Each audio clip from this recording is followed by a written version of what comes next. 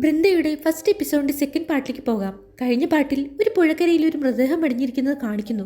അവിടേക്ക് പോലീസുകാരും മറ്റും വന്നിട്ടുണ്ട്. മൃതദേഹം അവർ പരിശോധിക്കുന്നു.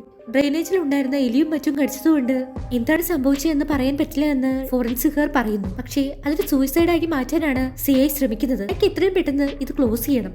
പക്ഷേ ലാബിൽ കൊണ്ടുപോയി നല്ലപോലെ പരിശോധിച്ചാലേ റിപ്പോർട്ട് തരാൻ കഴിയുള്ളൂ എന്ന് ഫോറൻസിക്കുകാർ പറയുന്നു. ബൃന്ദയും അവിടെയുണ്ട്. അവൾ ക്രൗഡിനെ നിയന്ത്രിക്കുകയാണ്. കൂടാതെ അങ്ങോട്ടേക്ക് വരുന്ന പ്രസ്സുകാരെയും അവൾ നിയന്ത്രിക്കുന്നുണ്ട്. ഈ സമയം ആ മൃതദേഹം കൊണ്ടുപോകുന്നത് അവൾ കാണുന്നു. അവൾ ആ മൃതദേഹത്തെ സൂക്ഷിച്ചു നോക്കുന്നു. രാത്രിയായിരിക്കുന്നു. പോലീസുകാർ അവിടുന്ന് പോകാൻ തയ്യാറാവുകയാണ്. ഈ സമയം സാരഥിയും കുറച്ച് പോലീസുകാരും അവിടെ ഒരു കടയിൽ നിന്ന് ചായ കുടിക്കുകയായിരുന്നു. ബൃന്ദ അങ്ങോട്ടേക്ക് വരുന്നു. സാരഥിയുടെ കൂടെയുള്ള പോലീസുകാരന് ബൃന്ദയോട് വലിയ താല്പര്യമൊന്നുമില്ല. അവളെ നമ്മുടെ കൂടെ കൊണ്ടുപോകണ്ടെന്ന് അയാൾ പറയുന്നു. പക്ഷേ സാരഥി അവളെ വിളിക്കുന്നു. ഒരു ചായ ഓഫർ ചെയ്യുന്നു. ഈ സമയം മറ്റു പോലീസുകാരൻ ആ മൃതദേഹത്തെ കുറിച്ച് പറയുന്നു. സൂയിസൈഡ് ചെയ്യുന്നവരെല്ലാം എന്തിനാണ് ഇവിടെ വന്ന് സൂയിസൈഡ് ചെയ്യുന്നതെന്ന് അയാൾ പറയുന്നു. പക്ഷേ അത് സൂയിസൈഡ് അല്ല എന്ന് ബൃന്ദ പറയുന്നു. അതൊരു മർഡർ ആണ്. അയാളെ കൊന്നിട്ട് ചാക്കിൽ കെട്ടി അവിടെ തള്ളിയതാണ്. കൂടാതെ കത്തിവെച്ച് കുത്തിയിട്ടുണ്ട്. പക്ഷെ അത് കേട്ട് അവരെല്ലാം കളിയാക്കി ചിരിക്കുകയാണ്. പക്ഷേ അവൾ സീരിയസ് ആയിട്ടാണ്. എന്റെ അച്ഛനും ഇതുപോലെയാണ് കൊല്ലപ്പെട്ടതെന്ന് അവൾ പറയുന്നു. അവരെല്ലാവരും ഞെട്ടി അവളെ നോക്കുന്നു. വൃന്ദ രാത്രി ഉറങ്ങാൻ കിടക്കുമ്പോൾ അവൾക്ക് ചില സ്വപ്നങ്ങൾ ഉണ്ടാവുന്നു. അവൾ ഞെട്ടി എഴുന്നേൽക്കുന്നു. എപ്പിസോഡിന്റെ ആദ്യ ഭാഗത്തിൽ കാണിച്ച ചിന്നയും ചേട്ടനെയുമാണ്. അവൾ ആ കാടും പരിസരങ്ങളും ചിന്നയുടെ ചേട്ടൻ അവൾക്ക് കൊടുത്ത ബൊമ്മയും എല്ലാം കാണുന്നുണ്ട്. അവൾക്ക് ഈ സ്വപ്നങ്ങൾ ഇടയ്ക്കിടയ്ക്ക് ഉണ്ടാവുന്നുണ്ട്. പിറ്റേ ദിവസം മോർച്ചറിയാണ് കാണിക്കുന്നത്. അങ്ങോട്ടേക്ക് സാരഥിയും CIയും വരുന്നു. ഇതൊരു കൊലപാതകം തന്നെയാണെന്ന് ഡോക്ടർ പറയുന്നു. അയാളുടെ തലയുടെ പുറകിൽ എന്തോ വെച്ച് അടിച്ചിട്ടുണ്ട്. നെഞ്ചിൽ കുത്തേറ്റിട്ടുണ്ട്. പുറകിലും കുത്തേറ്റിട്ടുണ്ട്. ചാക്കിലാക്കി കല്ലുകെട്ടി അയാളെ പുഴയിലിട്ടതാണ്. എലികൾ ചാക്ക് മുറിച്ചപ്പോൾ മൃതദേഹം പുറത്തു വന്നതായിരിക്കുമെന്ന് ഡോക്ടർ പറയുന്നു. മൃതദേഹത്തിന്റെ പുറകിലേറ്റിരിക്കുന്ന കത്തിക്കുത്തും നെഞ്ചിലേറ്റിരിക്കുന്ന കത്തിക്കുത്തും തമ്മിൽ 22 മണിക്കൂറിന്റെ വ്യത്യാസമുണ്ട്. അതായത് ആദ്യ കത്തിക്കുത്തിൽ അയാൾ നല്ലപോലെ ബ്ലീഡ് ചെയ്തിട്ടുണ്ട്. മരിക്കുന്നതിന് 24 മണിക്കൂർ മുമ്പ് വരെ അയാൾ ഒന്നും കഴിച്ചിട്ടില്ല. നല്ല വേദന അനുഭവിച്ചിട്ടാണ് അയാളെ കൊന്നിരിക്കുന്നത്. കൊന്നതിന് ശേഷം ഒരു ചാക്കിലാക്കി കല്ല് കെട്ടി താഴ്ത്തി. ഇത് കേട്ട് സാരഥി ഞെട്ടുന്നു. വൃന്ദ പറഞ്ഞതുപോലൊക്കെ തന്നെയാണ് നടന്നിരിക്കുന്നത്. അതുപോലെ മൃതദേഹത്തിൽ രണ്ടിടത്ത് എന്തോ കടിച്ച പാടുണ്ട്. പക്ഷെ അതെന്താണെന്ന് മനസ്സിലാകുന്നില്ല. ഒരാണിന്റെ മൃതദേഹമാണ്. മരിച്ചിട്ട് ഒരാഴ്ചയായിരിക്കുന്നു. ഒരു 36-37 വയസ്സ് പ്രായമുണ്ടാവുമെന്നും ഡോക്ടർ പറയുന്നു.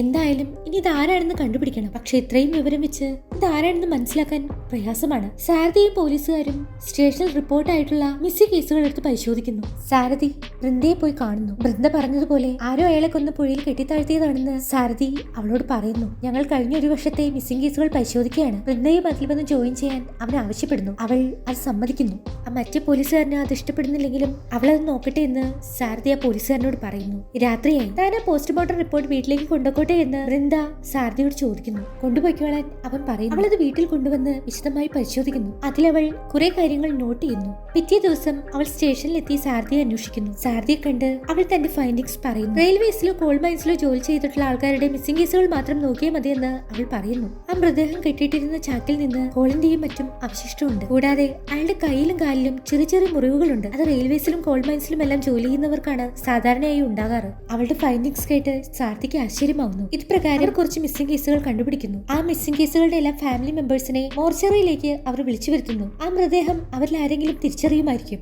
അതുപ്രകാരം 5-6 ഫാമിലികളൊക്കെ വന്നെങ്കിലും അവരാരും അയാളെ തിരിച്ചറിയുന്നില്ല. അവസാനം ഒരു അമ്മയും മകളും അങ്ങോട്ടേക്ക് വരുന്നു. അവർ നല്ല വിഷമത്തിലാണ്. അവരെ സാരഥി കൊണ്ടുപോയി ആ മൃതദേഹം കാണിക്കുന്നു.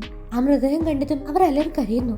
അത് അവരുടെ ഭർത്താവായിരുന്നു. അവരോട് പോലീസുകാർ കാര്യങ്ങൾ ചോദിച്ച് മനസ്സിലാക്കുന്നു. 1 മാസം മുമ്പ് വീട്ടിൽ നിന്ന് പോയതാണ് അയാൾ. ഇതുവരെ തിരിച്ചു വന്നില്ല.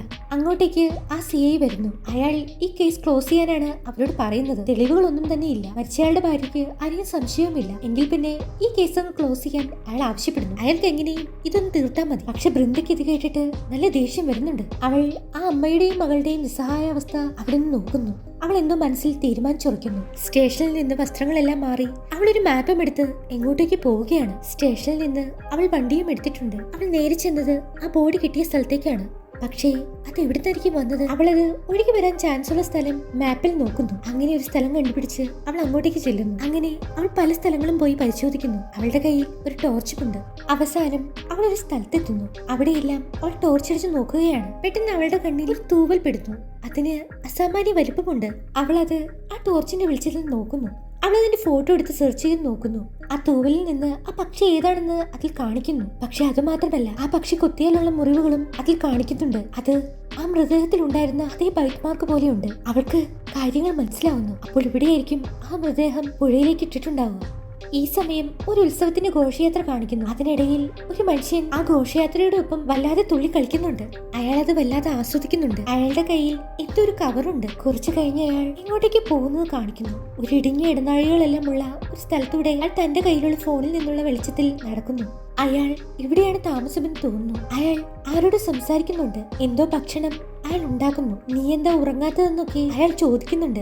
രാജി എന്നാണ് അയാൾ വിളിക്കുന്നത്. അയാൾ ആ ഭക്ഷണവുമായി ഒരു കൂടിനടുത്തെത്തുന്നു. അത് തുറക്കുമ്പോൾ അതിനകത്ത് നേരത്തെ ബൃന്ദ കണ്ടെത്തിയ ആ പക്ഷി, അതൊരു ഭീകരമായിട്ടുള്ള പക്ഷിയാണ്. അയാൾ പേടിയൊന്നുമില്ലാതെ ആ പക്ഷിക്ക് ഭക്ഷണം കൊടുക്കുന്നു. അതിനെയാണ് അയാൾ രാജി എന്ന് വിളിക്കുന്നത്. എന്തോ ഒരു മാംസം അയാളുടെ കയ്യിൽ പ്ലേറ്റിലുണ്ട്. അയാൾ അത് ആ പക്ഷിക്ക് കൊടുക്കുന്നു. ആ പക്ഷി പതിയെ കൂട്ടിൽ നിന്ന് പുറത്തു വരുന്നു. എന്നിട്ട് ആ മാംസം കുത്തി വലിക്കുന്നു. അയാൾ അത് കണ്ട് ആസ്വദിക്കുകയാണ്. അയാൾക്കുള്ള ഭക്ഷണവും അവിടെ നിന്ന് കഴിക്കുന്നു. അതെല്ലാം കഴിഞ്ഞ് അയാൾ കിടക്കുന്ന സ്ഥലത്തെത്തുന്നു. അവിടെ ഒരു സഞ്ചിയിൽ ഒരു ബൊമ്മ ഇരിക്കുന്നു. അത് പണ്ട് ചിന്നിയുടെ ചേട്ടൻ ചിന്നിക്ക് കൊടുത്ത ആ ബൊമ്മ പോലെയുണ്ട്. അയാൾ അതുമായി ഒരു സ്ഥലത്ത് പോയിരിക്കുന്നു. ആ ബൊമ്മയെ അയാൾ സ്നേഹത്തോടെ താലോലിക്കുന്നു. ആ ബൊമ്മയെ അയാൾ ചിന്നി എന്ന് വിളിക്കുന്നുണ്ട്. അപ്പോൾ ഇത് ചിന്നിയുടെ ചേട്ടനാണോ? എന്തോ മാനസിക നില തെറ്റിയ പോലെയാണ് അയാളുടെ പെരുമാറ്റം. ചിന്നിയുടെ ചേട്ടന് എന്താണ് സംഭവിച്ചത്? അപ്പോൾ ആ കൊലപാതകം നടത്തിയത് ചിന്നിയുടെ ചേട്ടനാണോ? ഈ ഒരു സീനോടെ ബൃന്ദയുടെ ആദ്യത്തെ എപ്പിസോഡ് ഇവിടെ അവസാനിക്കുകയാണ്. അടുത്ത എപ്പിസോഡുമായി നമുക്ക് വീണ്ടും കാണാം. ബൈ.